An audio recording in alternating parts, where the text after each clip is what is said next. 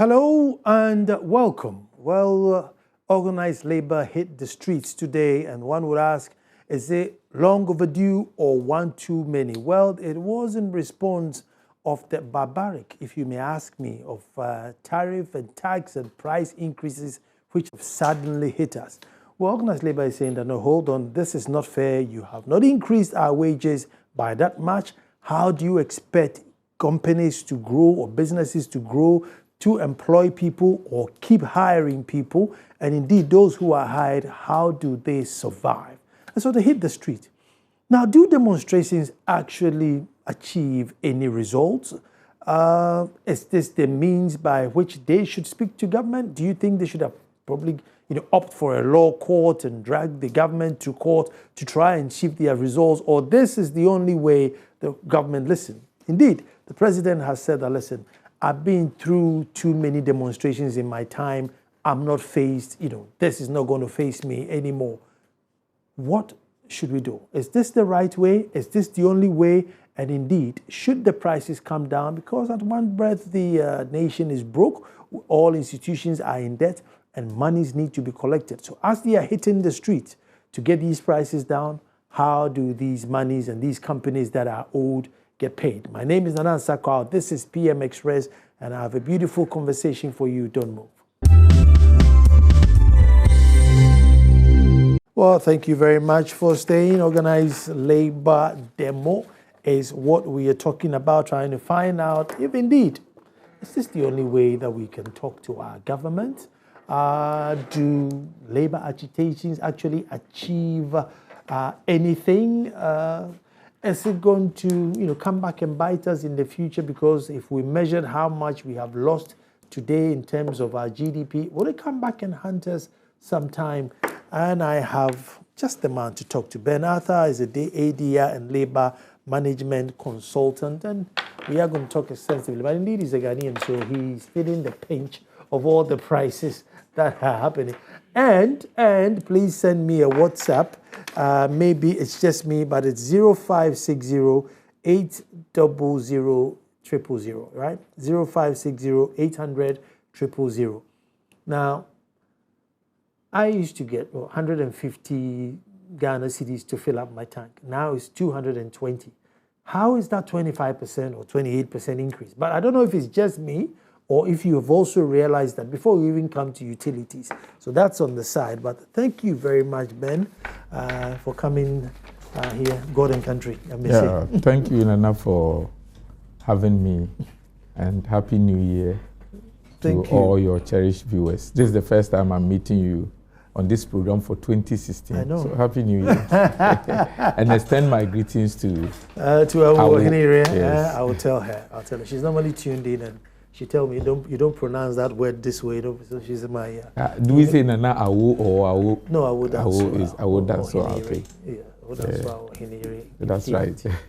But we have some insights of what went on today and some of reactions from the workers who were out there. So we'll take that and then we'll base the conversation on that. The Association of Ghana Industries and all other business groups are clear in their analysis that industry is suffering. Honorable Minister, organized labor is asking government to reduce the rate of utility tariff increases from their current levels to 50% for both electricity and water. Oh yeah. Additionally, the live consumption for water should remain at between 0 and 20 cubic meters. 2.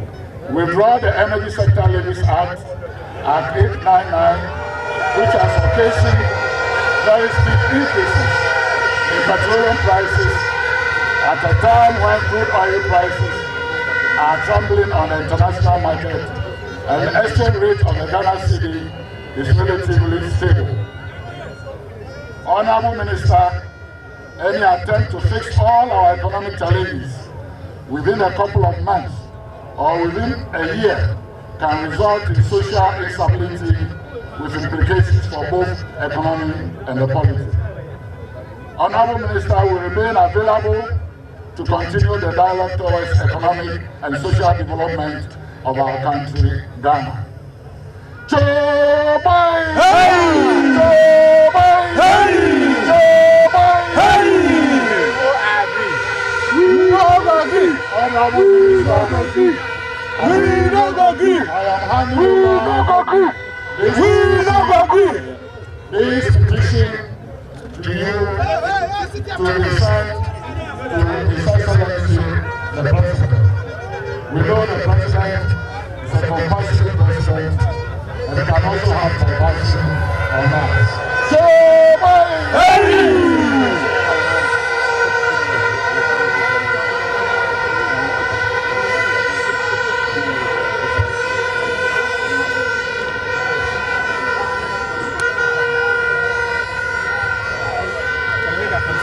The minister to talk. The minister will pass this one.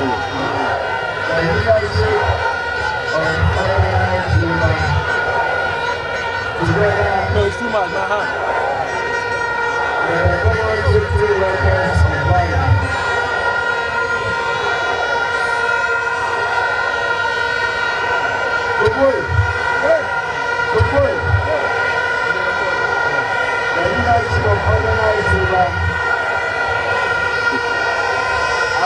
Go ahead, go ahead.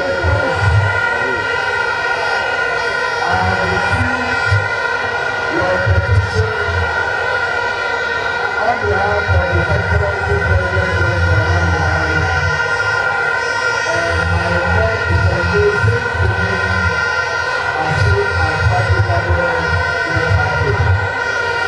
Let me thank the leadership together with our workers for ensuring the peaceful and incident-free outcome of the public manifestation of their protest and probably your honor as a decision of government in respect of the key policy decision of upward agenda.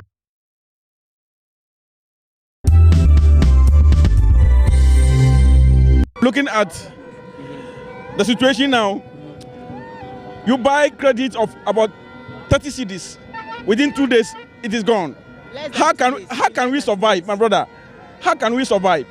The salary is static, but the tariffs are going up. We have children to take care of. We have to take care of our patients, but we also have children to take care of. Our future and our children's future. How can we continue like this? It is really, really killing. We are pleading with the government that the tariffs should go down. All right. You have this on your paper, which is a sort of placard for you, and they are saying President Mahama should be compassionate about it. But what sort of compassion are you looking for? Oh, he should be compassionate to us. He should have pity on us that our salaries are not up to what he expects us to pay. If he wants us to pay more, he should then increase our salaries for us. Then we pay realistic taxes for him. Would you want to share with me how much you earn now and how much you would want to earn? I don't mind sharing. Okay, tell me. I earn about below 2,000 cedis. Below 2,000. 100 cedis is below 2,000. Yes. But you're not earning 100 cedis. 1,000 and 2,000 cedis. Okay, so you want him to increase it to how much? I can't say how much now, but then it should be realistic that when I'm paying for fuel, when I'm paying for electricity or water, I wouldn't feel the pinch. That's all we are asking for. Increases coming in January, they are unreasonable. They should reverse all the decisions if they really have the welfare of the workers at heart. They should reverse all. This was unreasonable increases. Your leaders are going into a meeting tomorrow with the authorities. What exactly would you want them to take? Well, apart from these two. Compromise on all the increases. Parliament should go back and reverse all that they have done. How is this affecting you personally? Really affecting me. How? Economically. How? It has eroded all my gains, all my economic gain. It's difficult. This is non-partisan. You see what I mean? It's the reality on the ground, which will be reversed. If the government really want to win election, they should reverse all their. Is this all about winning elections for you? No, for the government. They think whatever they are doing will enable them to rake in more money so that they can do more projects, okay? And then reach out to other people. But it is not a reasonable decision. They should reverse it. They are suffering a lot. That's when you say you're what exactly do you mean? The money that we are earning at the end of the month is lesser than the money that we are spending. That's why. Personally, it's like I'm working but not gaining anything, not having anything down. You are just working and using the same money to pay for the bill.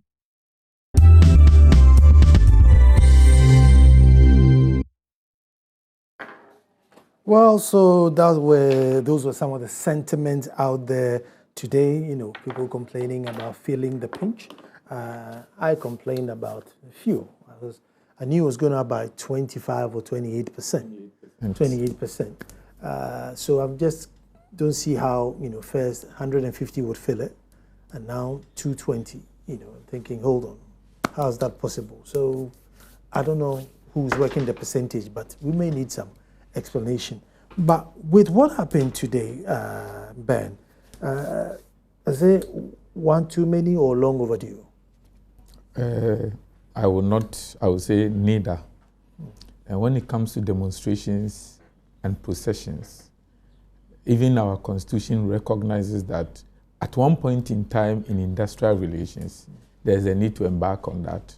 And in democracies, there's always the need to permit that. And not just to say it, if you don't mind, let me read Article 21, Clause 1D.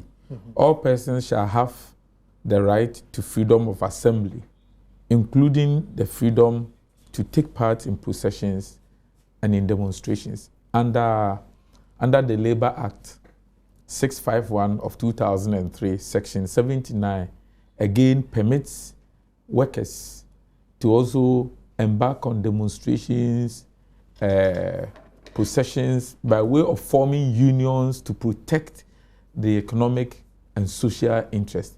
So it's permitted, especially when we have a conflict situation where there's a deadlock, the two parties are not agreeing to a common term. Our system, which ILO has approved, gives us 3 levels. The first is using consensus to get to an agreement. Consensus, I mean negotiating, dialoguing, mediation, and the rest. And then we have the right-based approach, going to court, asserting your right, using arbitration, and the rest. But when these systems do not give you the results, as Labour has made us aware, then there is the permission to use force. Force does not mean go and slap, but the force of coercion.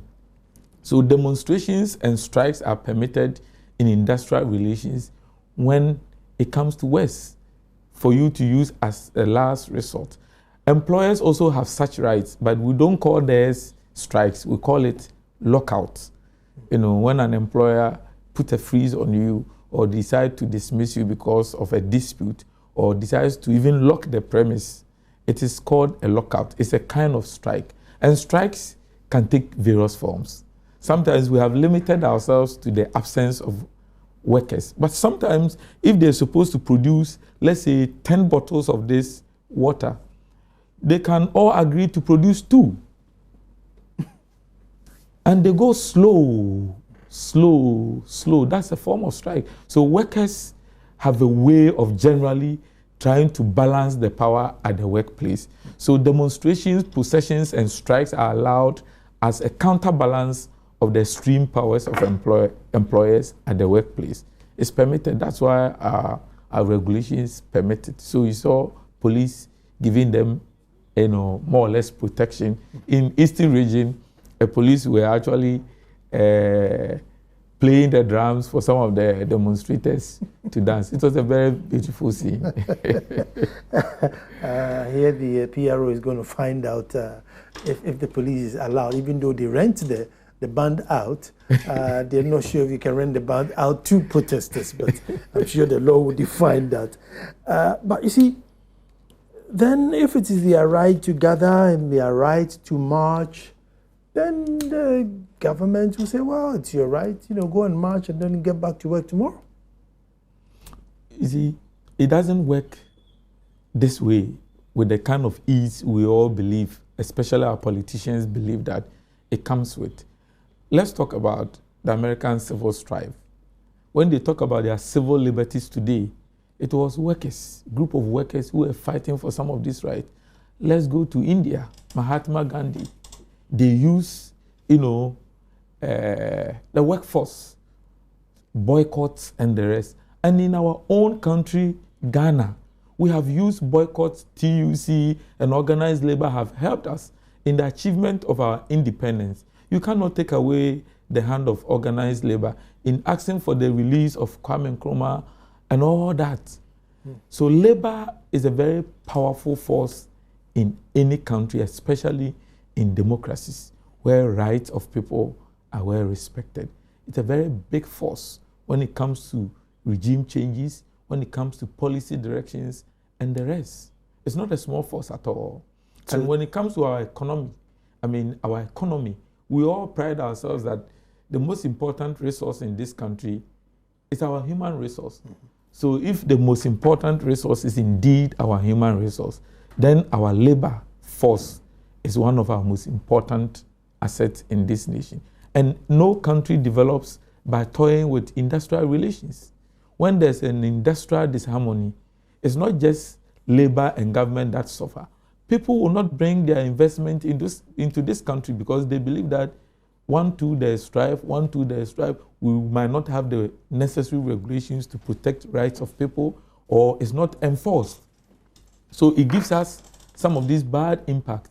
If you put it aside, the economic cost in terms of money, this demonstration, for example, take it that the direct and the indirect numbers involved in this demonstration could be about, in my estimation, about 2 million Ghanaians.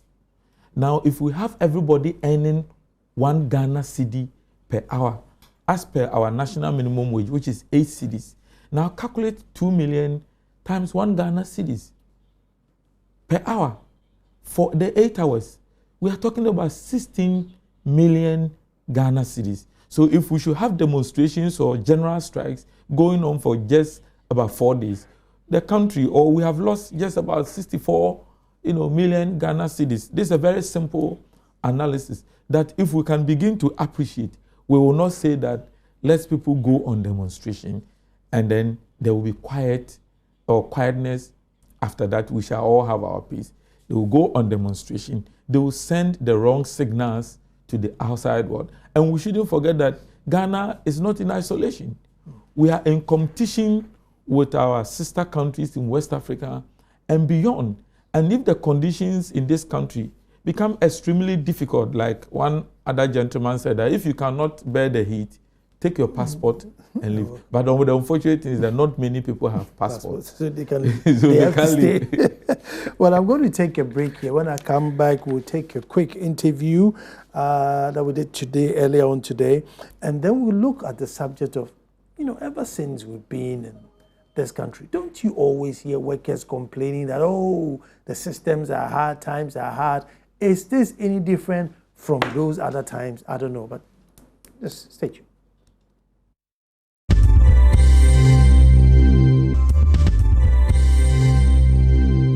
Well, thank you very much for staying. And before we continue, let's look at an insert which is an interview with Solomon Kote, who's the General Secretary for Industrial and Commercial Workers Union. Let's hear his views on what's happening. If you look at the stretch from Obrasport to Adraka Police Station and you look down and you could still see the crowd still piling in, we could say this will be about 8,000 workforce. So 8,000 for Accra and Tema together. All right, and how about the other regions? Another region, Kumasi, we are hearing a range of 2,400 plus. In Wa, we are hearing about 750 plus. In the eastern region, we are hearing about 400 plus, and so on and so forth. Other regions are yet to fall into it for us. What do you think worked for you in this demonstration? Indeed, the circumstance and the challenges of the time, compel people to actually respond to the very short notice that we gave. This one demonstration that came with a very short notice. Indeed, we wrote to employers because this is not a strike, and therefore all employment is supposed to run and do business as usual. So that if you run shifts and then you could have those who are off, or some arrangement can be made for some backups for people to come. So indeed, we are ever grateful looking at the numbers, and this is not being a strike action. What exactly are you asking for? As of December 2015, PURC was intending to come out with some increases. In fact, those of us who have been in negotiation, it started from 400% on water and electricity. And we kept going forward backwards out of a 3 meeting. Eventually, the side of PURC was to establish what is affecting the stakeholders in terms of VRA, GRIDCO, ECG, and water. Some real challenges, of course, that they have. Now, Organized Labor took a posture to say, if these are the issues, and it's going to come out of my salary, your salary, to get these things actually serviced. And government, as at November, with the tripartite, came in and increased salaries by a meager of 10%, which, of course, if you take the minimum wage, it culminates into 1 cedi. With these increases alone, the 1 cedi is gone with it. And we know what it is by the 7 cedis. That aside, Organized Labor was saying that, look, you are coming at a time that we are entering into the Yuletide. Can you just hold on so that people get well informed, well tuned, so that in January this thing can start? And again, we said we want to appreciate how you resulted in the 59.2 and in the 67.2% respectively for electricity and water. Whilst we gave a rep to join the model group who came up with the calculation, they never came back. Only the next day we heard the matter had been gazetted. It has become a law. So from 14th of December, this thing should roll out. Okay. Meanwhile, with the vending system we have, if you go and buy credit and you buy for a whole month as your consumption pattern tells you, are they going to come out to say that because from on the 14th there's a price change, it's going to affect what you have already bought? This is a debate because my money had been with you. You've made good use of the money. If I'm not going to get any interest on that money, but rather I'm going to suffer an increase that affects it, it's unfortunate we can't buy power to say I'm using the credit today, so that today when it elapses, it is over with that. So whilst we were discussing this and then they came out that we have gazetted and that is the end of the story, we felt no, Organized Labor must do something extra. In fact, this is what led to the thinking to say, could we then take our last straw, which is demonstration, to let it go? Then government was very proactive, quickly called us and said, can we meet on the 29th of December? That notwithstanding, there were some few hiccups. We know it was closing the year, and that meeting had to be deferred to 5th of January 2016. Now, we met in that meeting. We're hoping to go and talk about PURC tariffs increases. At the tail end of it, then, the chair in the program slap on our faces with Act 899, the Energy Sector Levy Bill. And we thought this was quite unfortunate.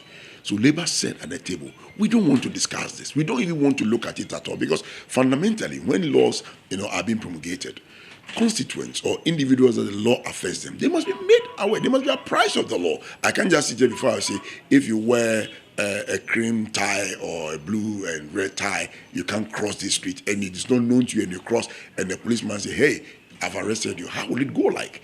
And this is also about money. We all work on very thin line budgets of our incomes, and therefore, if these unannounced, levy is going to be slapped on Ghanaians, we even as leaders, we haven't seen it. We don't know the input. Only for us to hear, even in Parliament, that some members of Parliament were even surprised because government made a representation of 5% and everything ended up in 27-point-something%. Organized Labor felt this is just too much. This came to consolidate the action to say, look, let us demonstrate on this issue. And one Ghanaians to know, demonstration, for the fact that it's within the ambit of the law, okay, it is a tool wherever in the world that democratic governance, is yielded to. That is why you don't need permission to carry it out. All you need to do, inform police to give you protection. We have had demonstrations in this country where police tells us that we don't have the men to protect you, and we have taken responsibility to say we will do it, okay? Then eventually they come up and then they supported us. This one, we line up to say we'll do on the 19th, demonstration on the 20th, because we are the mouthpiece of civil society, and per our work ethics, we are a pressure group. Today, for instance, pressure had come on government because the whole world have heard, have read, have seen the pent feelings of the average Ghanaian, and it could be plus to government if government gets up and prove to Ghanaians that, look, I care, I have the concern, I will react positively and then reduce this and do that and do that, and that will be positive. If, on the other hand, government feels it's too much, okay, we are choked with it and nothing can be done, that objectivity is left to Ghanaians. Because fortunately, unfortunately for us, we are in election year, and this demonstration could be a plus to government or a minus to government. Now, the government has already come out to say, the Employment and Labour Relations Minister indicated that they're willing to, you wanted the energy levy scrapped entirely, but they said they can reduce the levy. Will that suffice for you? It's negotiations. In negotiations, you don't get all that you want. And with that spirit, having the good faith spirit also behind us, if we get in there, it's about Ghana. We've given them the right to govern this country. And in governing this country, they need to generate revenue. Whichever means they generate the revenue to deliver to Ghanaians, that is a prerogative that government actually has.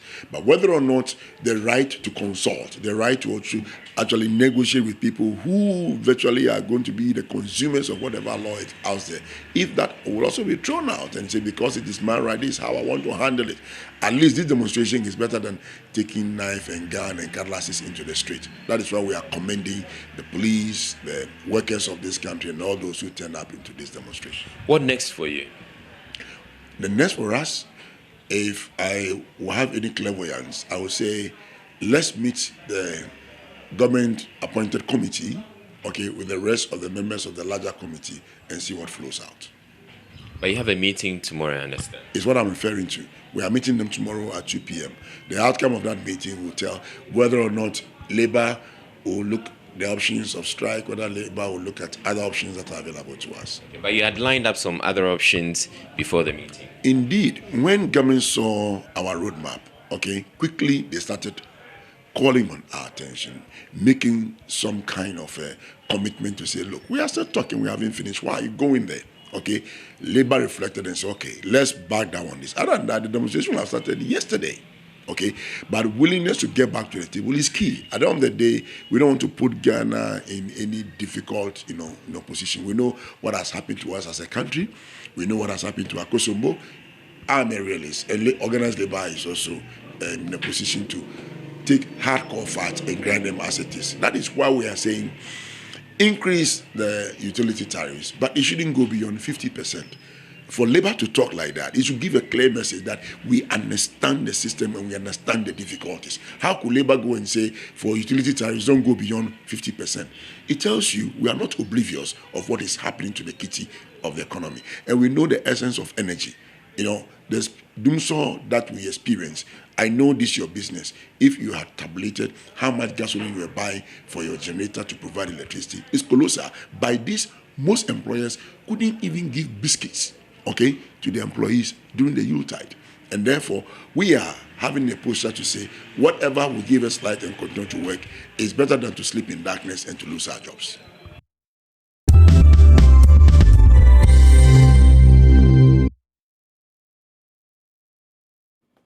Well, so that was Mr. Solomon Kotai, General Secretary, Industrial and Commercial Workers Union. Bargaining for 50%. That's a huge talk of a rock and a hard place.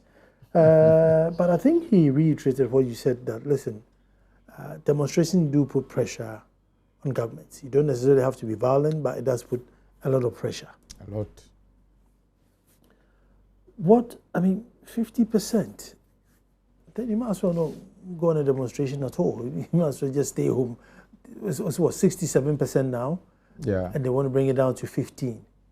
And government was originally offering 54% for both water and electricity.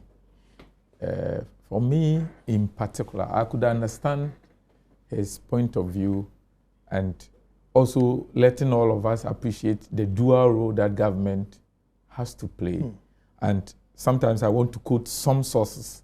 For example, if you look at Article 36, Clause 2A, it is mandatory for every government in place in Ghana to ensure that we have a sound and healthy economy. But it is also mandatory to make sure that the underlying principles for such economy is the guarantee for fair and realistic wages. If you have the Constitution, you can check. It's there, black and white.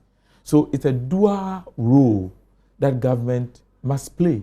What it means is that with one hand ensuring that we have sound and healthy economy, on the other hand, you must ensure that it is underlined by the principle and guarantee for fair and realistic wages. Now, the simple question here is that if you are ensuring a sound and healthy economy, are you equally ensuring that we have fair and realistic wages in the system?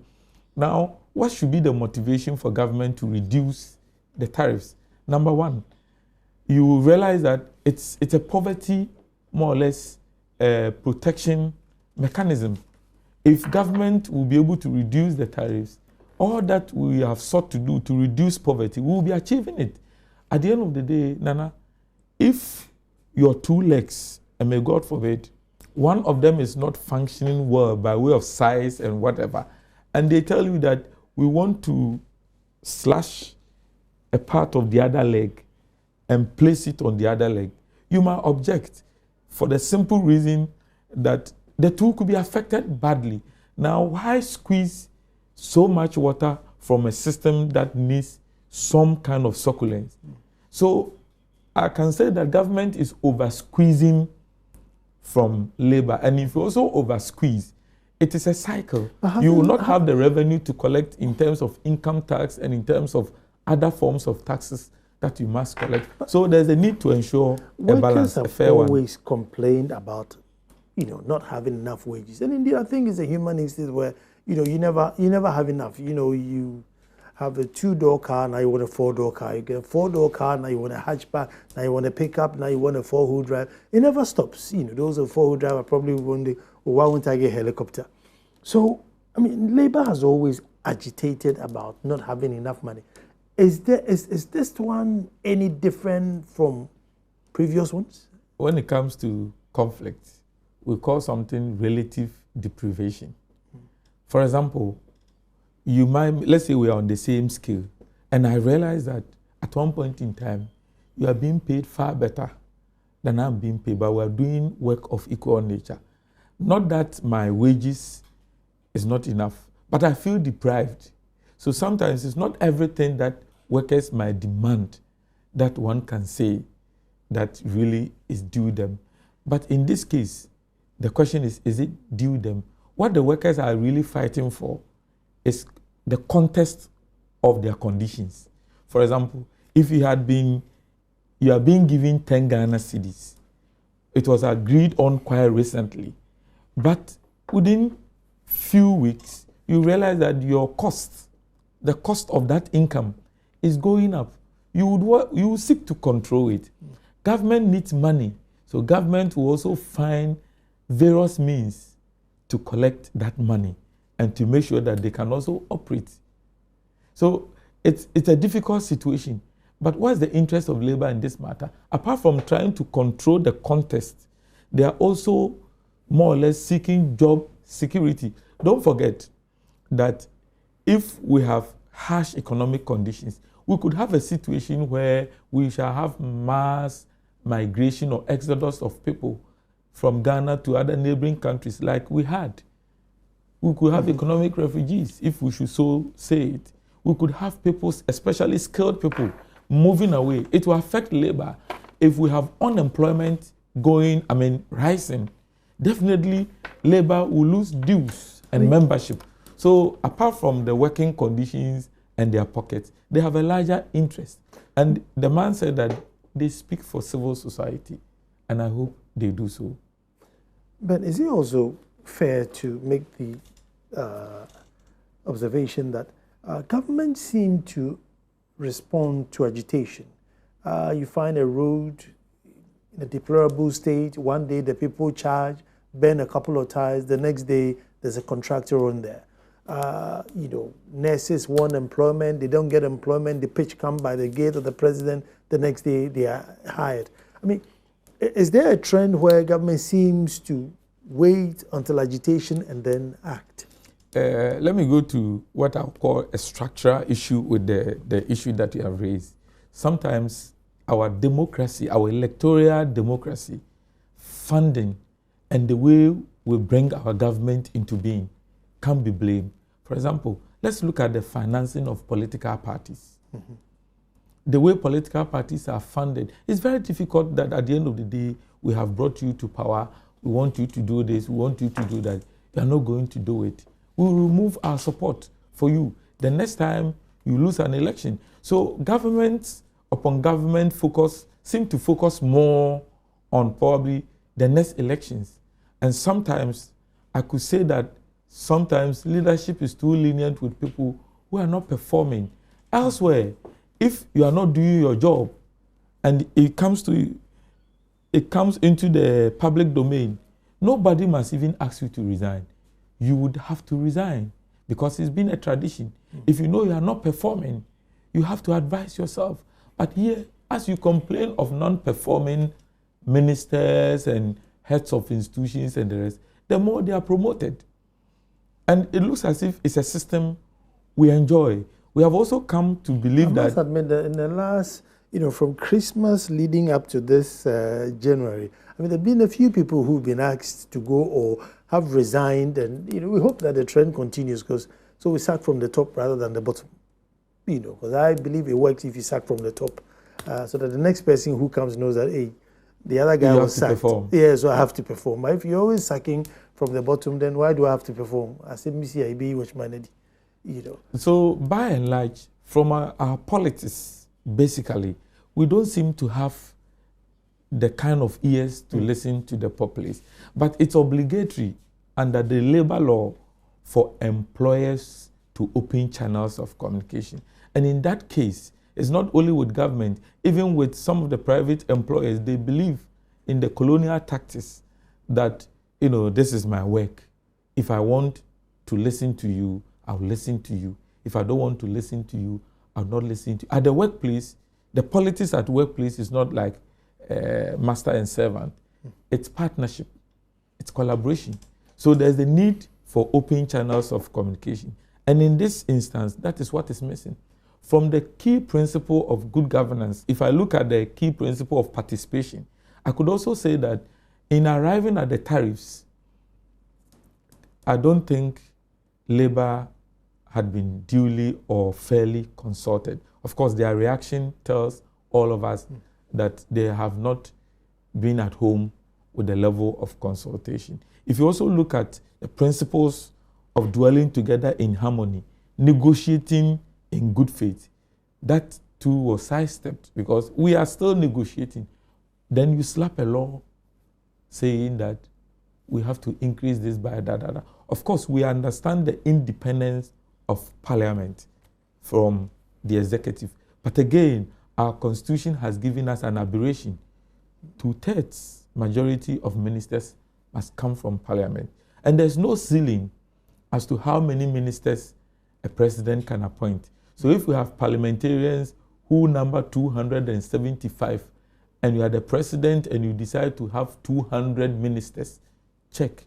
You are going to have almost half of Parliament dovetailing into the executives. And we need to go back and address some of these issues. Until we do this, I'm afraid our politics will remain the same. Our industrial relations will have to receive more demonstrations and strikes for people to listen. But I must also say that we are in an election year where people believe that the least cry, the loudest impact. So at least people would like to take some kind of advantage of the situation. But Nana, let me speak to you. Obi nkanchire obreku se onsu. If you are hungry, you don't need any political party to come and tell you that you are hungry. You don't need MPP to come and tell you that you are hungry. If you are hungry, you don't need NDC to come and tell you. The workers know they can gauge. They have been buying the fuel. They have been, footing the utility bills. So they know. And I would want government to listen and listen very well. For example, today when my friend Haruna Idrisi was speaking, I laughed. Not laughing at him, but I remembered the days when he was the NUC's president. And we also used the tools of Aluta. In fact, Aluta continua. Those days, Mr. Harisoya, Honorable Harisoya, was the education minister. We were agitating for student loan from 10 Ghana cedis to 15. And we, as students, we had to strike. We had to embark on series of demonstrations, going to Bomso. I was in USD then, went to Bomso, we were burning ties, we were doing everything possible just to be heard.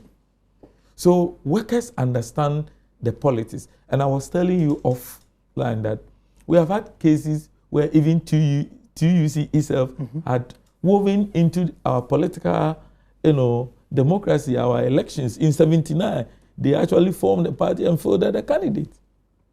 And in some places, organized labor won some of the seats.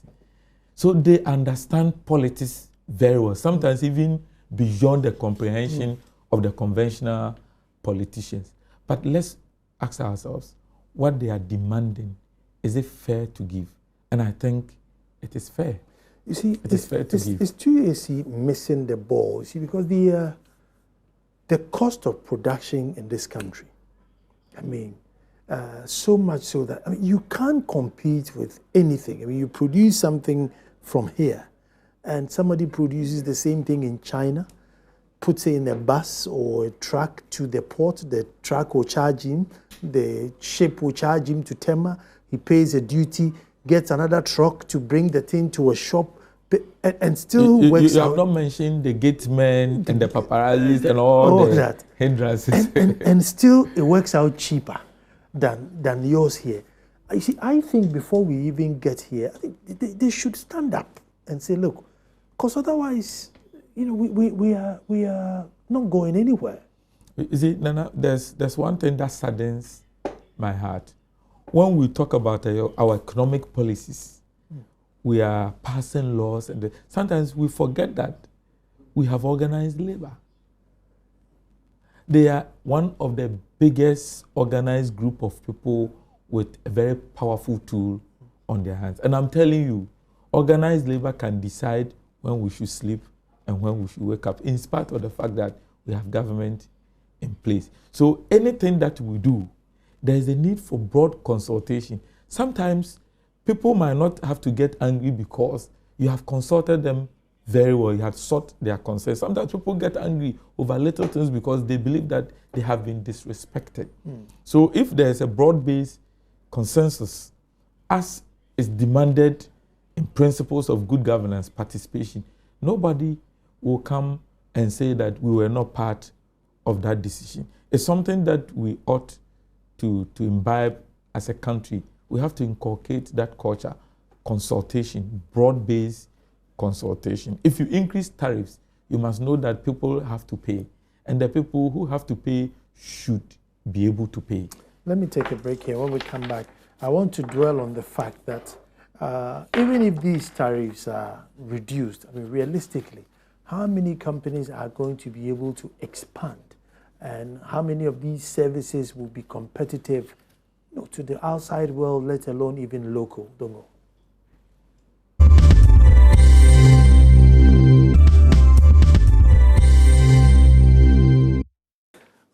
Industrial demo, organized labor hitting the streets today to demand that utility prices indeed have to come down. But I wanted to extend the conversation to the fact that I think the TUC should look at the cost of production in our part of the world. Because otherwise it would get to a point where probably we would have to marry in Ghana again. You have to import a wife because it will work out cheaper.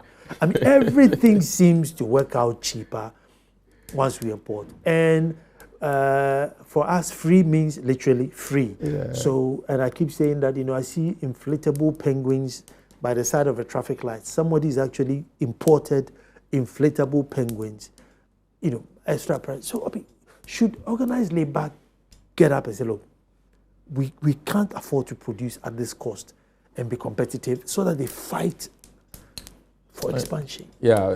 Before I come to that, on a lighter note, sometimes the wives issue that you spoke of, we might not literally have to bring in the fair-colored ones and the rest. Nana, we have actually been importing them already. Whatever they use is important. That's on the lighter note. But going back to the tax and whether the cost of production is higher or not, I understand one simple message that organized labor is giving to government. And if government takes it, the better. What organized labor is saying to all of us is that we will also want the government to succeed, to serve us. We want Ghana to move on and to be a better place to live. But we want you not to tax or overtax our inputs. Because when it comes to industrial relations, it's also a system like you rightly pointed out. It's a system with inputs, a process, output, and an outcome. The outcome is the interpretation of the output and how people react to it. So that's the outcome. So we have input, a process, and the output. Now the point is, if you overtax the input, you will deprive the process and the output of growth. If you also overtax the process, you will still get a stunted growth. So the smart one is that, why don't you focus on the output? Like you rightly said, I own a house, but I'm telling you on TV, nobody has ever come to me to collect property rate. And I'm challenging everybody that they should come and look for me and come and collect the property rate because I can afford to pay. My house is located. I have been served by a road. But I'm telling you, even the electricity bill, it took 4 years before they showed up. So why don't you look at the output? Now, allow me to produce the water. Allow me to produce it. After I have produced it, now, as people consume it, spread it. We have many people in this country who are not paying taxes. Why don't you widen it? So I agree with government that you need the money to function. You need the money to serve us, right? But are you going to take it from one person? No, it has to be well spread. So that's the language I understand. And I'm just passing it on to government. As citizens too, we also have a right to contribute to the economic and the social well-being of our country. But as citizens, and I'm also a citizen, what I'm saying is that we don't have to give the burden to few. Other than that, they will collapse and crack that bottle or that pot. At the end of the day, we are not going to have anything. So I'm pleading with labor, I'm pleading with the employers and government that it is a tripartite system we are operating in Ghana. Tripartite system means that we need to consult for a the long three time. arms. For a long time, industry pay more for electricity usage than those of us who use it to watch TV, football, and chill our beers. But that we don't produce much from it. We don't produce much from it. It's an interesting thing. And, if you go to most countries, those who are using it to run the economy pay less than those who are using it for leisure. With us, we've reversed it. And I think by now, TUC should have said, hey, stop this, excuse me to say, nonsense. Give us cheap electricity to produce the TVs and everything and the air conditionings which you want to. And then those of us chilling, should pay more. Doesn't mean you have to kill them, but at least the balance should tip over. But we haven't. And I think TUC should wake up on that angle. Yes, I agree with you. And I also add my voice that apart from just waking up on that angle, we have to put our government on its toes. For example, it's one thing that I have been asking all the time. Why give somebody who has a vehicle maintenance and you believe that the one who has not gotten a vehicle is not entitled to maintenance? What if I use a bicycle? I'm not entitled to all those things. Now things are changing. Coming back to as to why we are demanding more from industry. Excuse my language. It is lack of understanding of our economic structure. If we allow people to produce and create jobs, we will have unemployment rate go down. We will have more hands holding and uplifting the burden. So it becomes light on each one of us. But now we believe that we believe that they have the ability to pay. So if we tax or we take more from them, they can pay. That's the system we are operating. So if we believe that they can pay more and we should take more from them, forgetting the fact that they are also playing the role of government, seeking the well-being of their employees, which is a primary responsibility of government under our constitution.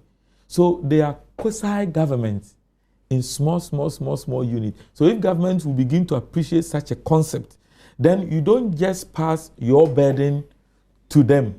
You rather want to share because they are your representatives. They are helping your administration fare well. So you will not want to take away their energies and their enthusiasm. And unfortunately, in this part of the world, sometimes we behave as if we are in isolation until when people begin to move. When we started paying doctors well, a lot of them remained. And as and when the economic situation got worsened, agitations were coming in. Now we have a lot of people who practice in the public sector, but their commitment is less. You will see them more in the private sector, and some will not even want to stay in the public sector. If you take lawyers, for example, now a lot of good lawyers would not want to serve in the public sector. So we have only few of the good lawyers there. Is that what we want in this country? That's not what we want. So private sector is linked to the public sector. It's the public sector that feeds the private sector. When it comes to employment and its related issues, it is all in one. There is nothing like there's A and B. It's a system of input, process, and output. And we have to look at it holistically. Well, let us see if a government would listen to organized labor, and indeed they should. Now, on Thursday, That's My Opinion on Joy FM, Joy 99.7 FM, or myjoyonline.com. I'm sure most of you follow That's My Opinion. Tomorrow, my topic is quite interesting. It's Ministry of Little Finance and No Planning. Ministry of Little Finance and No Planning. It's a very hot show. You don't want to miss that. So tomorrow, between 2 and 3 p.m., let's meet on Joy FM, Joy 99.7 FM, and listen to the piece of That's My Opinion, Ministry of Little Finance and No Planning. Ben, I hope you'll be listening tomorrow. I will. Good. After an interesting topic. After the show, I will call you for your take on it. Yes. And thank you very much. Tomorrow we'll be back to do this all over again. Thank you, Nana. Thank you, boss. Thank you.